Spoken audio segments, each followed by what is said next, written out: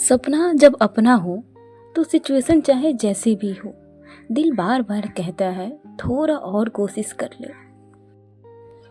आज का दिन वैसा नहीं था जैसा सोचा था, तो चलिए शुरू करते हैं। Hello, good morning. कैसे हैं आप लोग? आई होप आप लोग बहुत अच्छे होंगे और अपने लाइफ में आगे बढ़ रहे होंगे।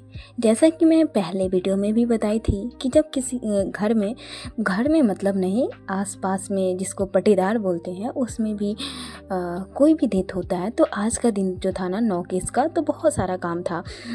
वो सारे रिचुअल्स जो हमें फॉलो करना पड़ता है, चाहे हम कितने भी ऊपर चले जाएं, लेकिन रिचुअल्स हमें छोड़नी नहीं चाहिए, ऐसा मैं मानती हूँ। ठीक है, लेकिन मुझे पता था कि मुझे तो पढ़ना है, क्योंकि हमारे सपने वही है और हमें वहीं पे जाना है। ये सब काम तो होता ही रहेगा। तो यहाँ पे ना मैं नहा धोकर खाना वगैरह सब बनाने के लिए जाऊँगी, मतलब ऐसे रेगुलर डे की तरह नहीं। आज कुछ नया है वीडियो में, क्योंकि रोज़ मैं खाना बनाने के बाद नहाती हूँ, लेकिन आज पहले ही ये सब चीज़ करना था। ठीक है, तो आज का दिन का प्लान था कि मतलब हर दिन यही सोचती हूँ कि कल कुछ बेहतर करना है, और आज भी यही सोची थी। लेकिन कई बार हमारे प्लान के अकॉर्डिंग चीज़ें नहीं होता, कई बार चीज़ें वैसा ही होता है जैसा होना होता है।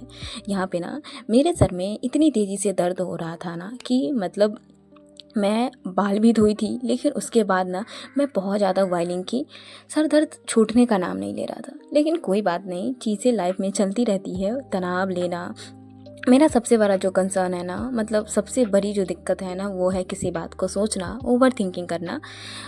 और कई बार सिचुएशन हमें वैसा बना देता है, लेकिन मुझे लगता है ना कि कोई मतलब ही नहीं है सोचने का। चीज़ें जैसा होना होता है वैसा होता है, और ये मैं भी जानती हूँ।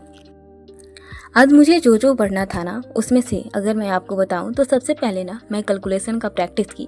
आजकल अगर मैं बताऊं तो मैं चैट जीपीटी से ना 100 क्वेश्चन रोज़ मांगती हूं कैलकुलेशन का, और उसे जितना देर में हो पाता है, 20 मिनट, 30 मिनट, 40 मिनट, 35 मिनट, जितना देर में हो पाता है ना, उसको प्रैक्टिस करती हूँ और फिर उसी से आंसर करवा कर उसे सबमिट करती हूँ। मतलब वहाँ से देख लेती हूँ कितने क्वेश्चन गलत हुए।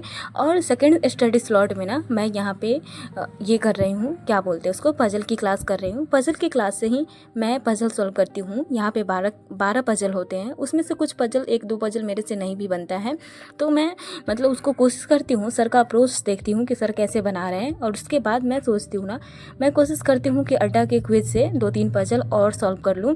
मैं बताऊँ ना तो रीजनिंग में अपना मेरा ठीक ठाक है, फिर भी मतलब बहुत ज़्यादा तो नहीं। जैसे IBPS PO का मैं कल एक मॉक दी थी, उसमें मेरा स्कोर 40 में से 21 आया।